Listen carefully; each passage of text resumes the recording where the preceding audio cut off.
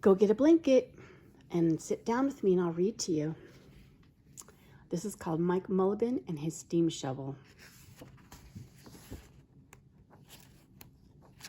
To Mike.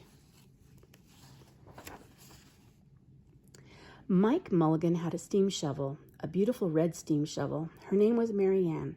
Mike Mulligan was very proud of Mary Ann. He always said that she could dig as much in a day as 100 men could dig in a week, but he had never been quite sure that this was true. Mike Mulligan and Mary Ann had been digging together for years and years. Mike Mulligan took such good care of Mary Ann, she never got old. It was Mike Mulligan and Mary Ann and some others who dug the great canal for the big boats to sail through.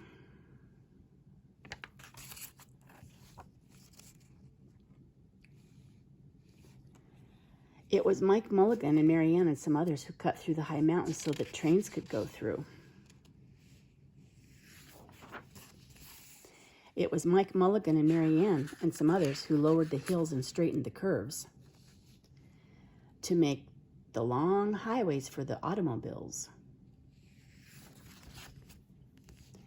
It was Mike Mulligan and Mary Ann and some others who smoothed out the ground and filled in the holes to make the landing fields for the airplanes.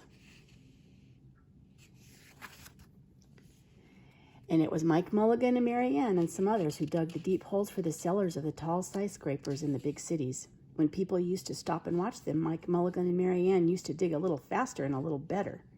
The more people stopped, the faster and better they dug. Some days they would keep as many as 37 trucks busy taking away the dirt they had dug. Then along came the new gasoline shovels and the new electric shovels and the new diesel motor shovels and took all the job away from the steam shovels.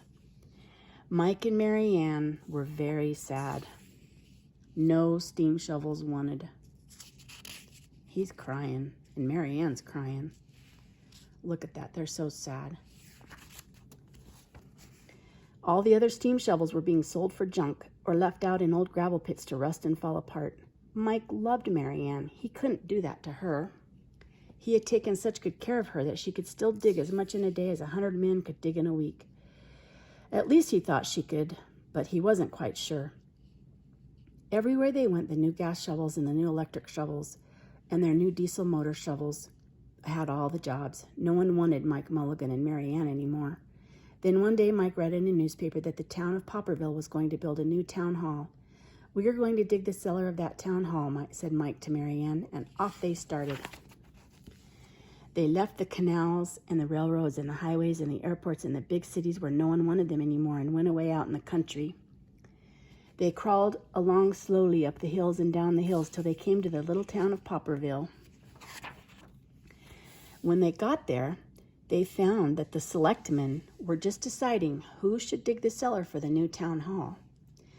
Mike Mulligan spoke to Henry B. Swap, one of the selectmen. "I heard," he said, "that you are going to build a new cellar, a new town hall. Mary Ann and I will dig the cellar for you in just one day." "What?" said Henry B. Swap. "Dig a cellar in a day?" "It would take 100 men at least a week to dig the cellar for our new town hall." "Sure," said Mike, "but Mary Ann can dig as much in a day as 100 men can dig in a week." Though he had never been quite sure that this was true. Then he added, "If we can't do it, you won't have to pay." Henry B. Swap thought that this would be an easy way to get part of the cellar dug for nothing, so he smiled in rather a mean way and gave the job of digging the cellar to the new town hall to Mike Mulligan and Mary Ann. They started early the next morning, just as the sun was coming up. Soon a little boy came along. "Do you think you will finish by sundown?" he said to Mike Mulligan. "Sure," said Mike, "if you stay and watch us. We always work faster and better when someone is watching us." So the little boy stayed to watch. Then Mrs. McGillicuddy, Henry B. Swap, and the town constable came over to see what was happening, and they stayed to watch. Mike Mulligan and Mary Ann dug a little faster and dug a little better.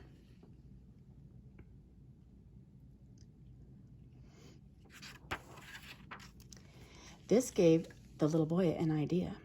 He ran off and told the postman with the morning mail, the telegraph boy on his bicycle, the milkman with his cart and horse, the doctor on his way home, and the farmer and his family coming into town for the day, and they all stopped and stayed to watch. That made Mike Mulligan and Mary Ann dig a little faster and a little better. They finished the first corner neat and square, but the sun was getting higher. Clang, clang, clang. The fire department arrived. They had seen the smoke and thought there was a fire. Then the little boy said, "Why don't you stay and watch?" So the fire department of Popperville stayed and watched Mike Mulligan and Mary Ann. When they heard the fire engine,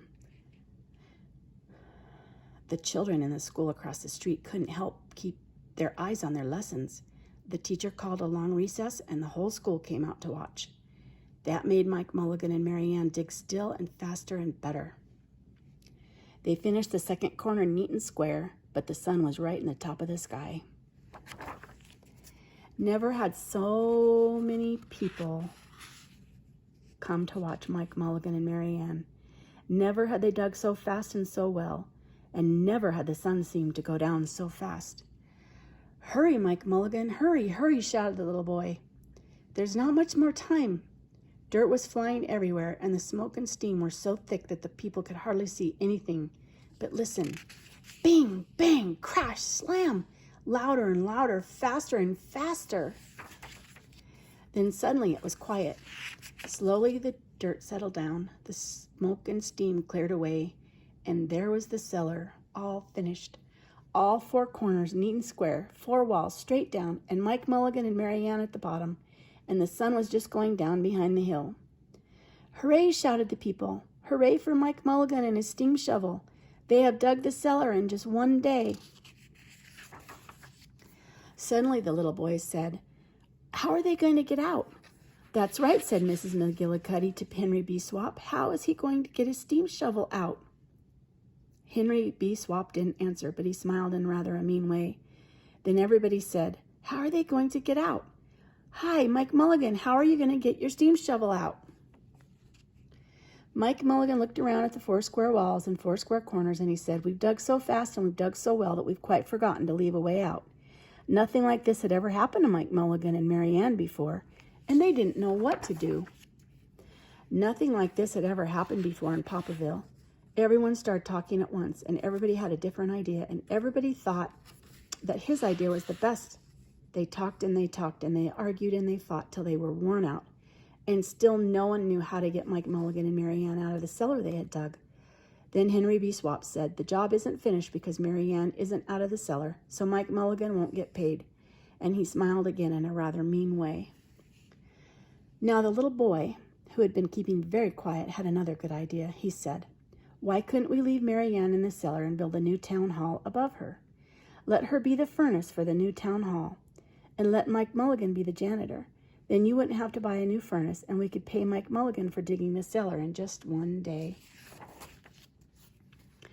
"Why not?" said Henry B. Swap, and smiled in a way that was not quite so mean. "Why not?" said Mrs. McGillicuddy. "Why not?" said the town constable. "Why not?" said all the people. So they found a ladder and climbed down into the cellar to ask Mike Mulligan and Mary Ann.